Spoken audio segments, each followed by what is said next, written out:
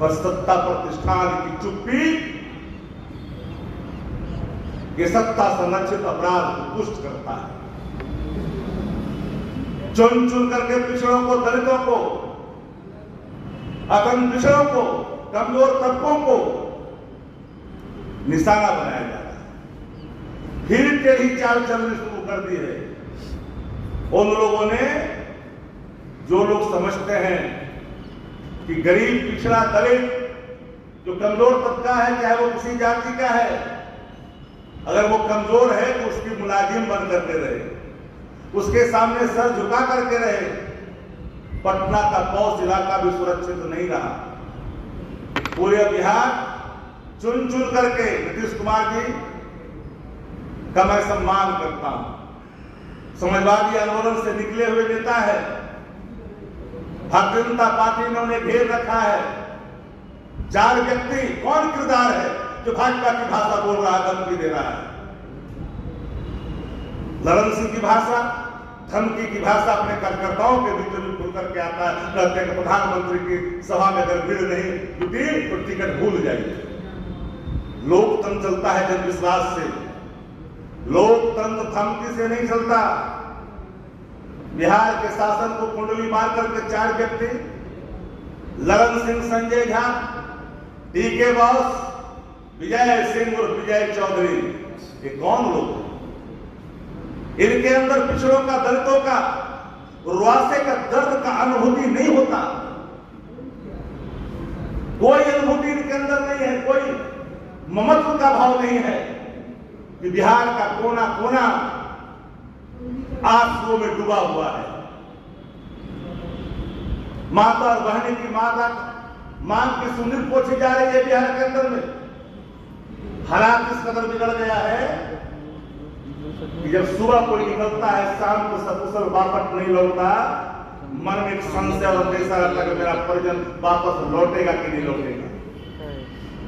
आजादी कितने वर्षों के बाद, मैं इधर हाल के दिनों में ही नहीं, लगातार मैं देख रहा हूं कुछ वर्षों से पुलिस ने अपराधियों के सामने घुटना टेक दिया है। पुलिस को खदेड़ खदेड़ करके पीट रहा है अपराधी। भाई ये कौन सा राज है?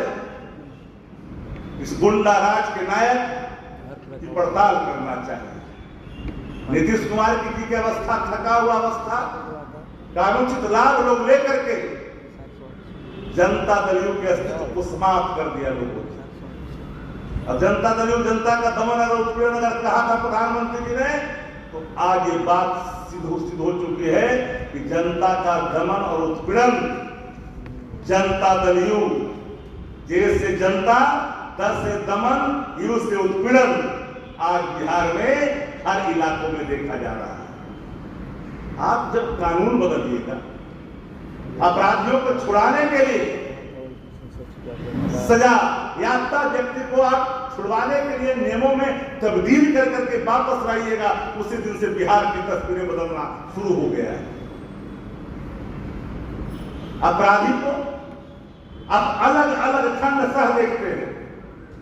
किसी को आप कहते हैं कि कुख्यात अपराधी, और उससे ज्यादा अपराधियों को कहते हैं बाहुबली। आप किस तरह का परिभाषा देना चाहते हैं अपराधियों में? अपराधियों की कोई जाति नहीं होती। कान खोल करके सत्ता प्रतिष्ठानों को सुन लेनी चाहिए।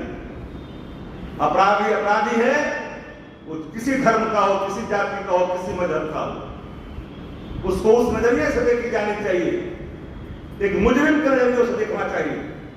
लेकिन सत्ता प्रतिष्ठान अपने उन तमाम मनबढ़ों और मनचलों लोगों को अपना नजदीकी समझता है, गर्व करता है अपराधियों के तांडव पर।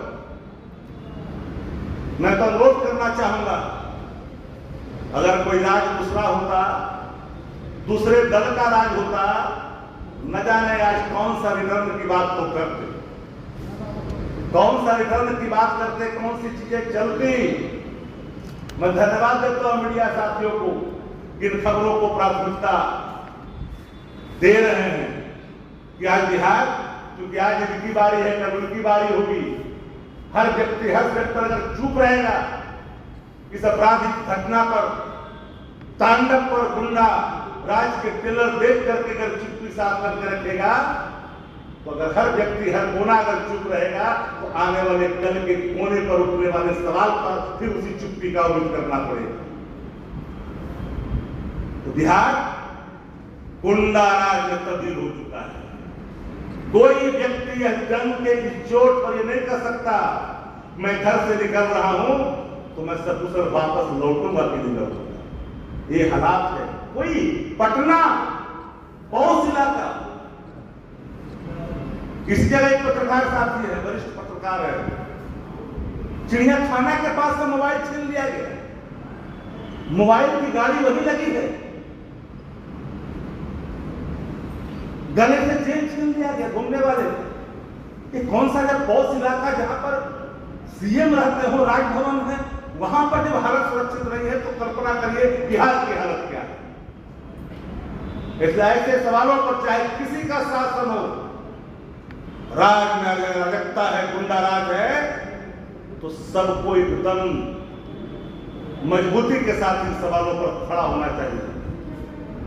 राष्ट्रीय जनता दल महागठबंधन पूरी मजबूती के साथ सत्ता प्रतिष्ठान के इस नाकारेपन पर लगातार जनता से इन बातों को रूबरू करा रही है।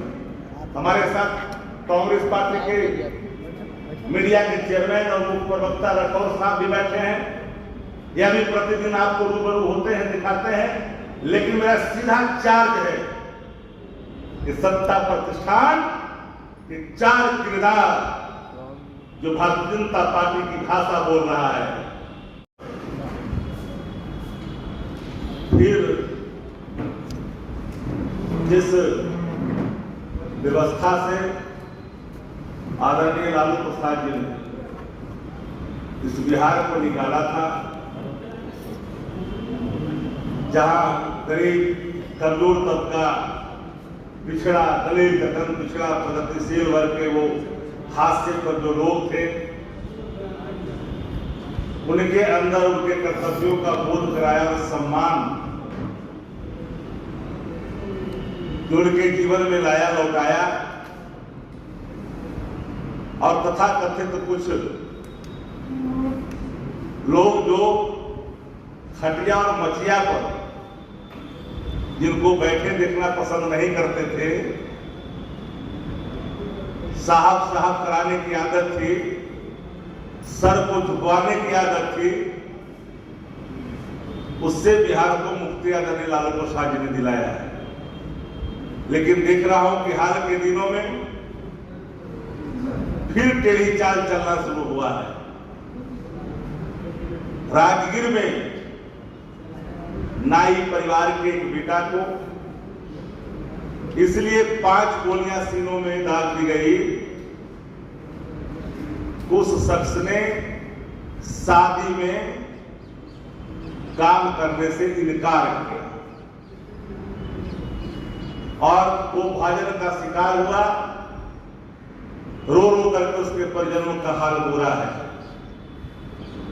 आप देखें आरा में जिस तरह के तांडव हुए, बबलू सिंह कौन है, सम्राट चौधरी, नित्यानंद राय, रविशंकर जैसे लोगों के साथ उनकी तस्वीरें हैं, ताबड़तोड़ गोलियां चलाई और वहां जो है मौत की नींद सुला दिया गया। आप देखिए उतना ही नहीं, गुजरात में तो जदयू नेत्री की सीधे गोली मारकर हत्या कर दी गई, पटना में बेतिया में पुलिसकर्मी की गोली मारकर हत्या कर दी गई, सहरसा में चौमिन दुकानदार को सीधे तौर पर सर से धड़ से सर को अलग कर दिया गया, जो अभी तक मुंड तक बरामद नहीं हो पाया।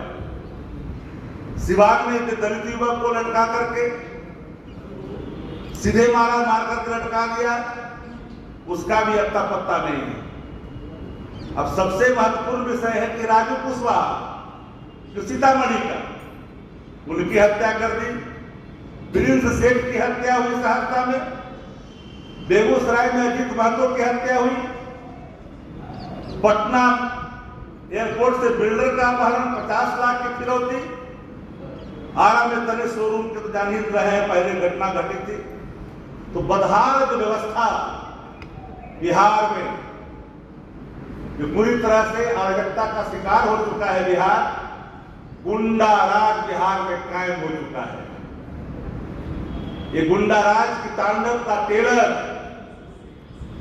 से प्रतिदिन बिहार रूबरू होता। बिहार के उन तमाम इलाकों में जहां गलियां सुनसान दिखाई पड़ती है, ग्राम अवस्था में माताएं और बहनों की आंखों से निकलने वाले स्वर रुआ से भरे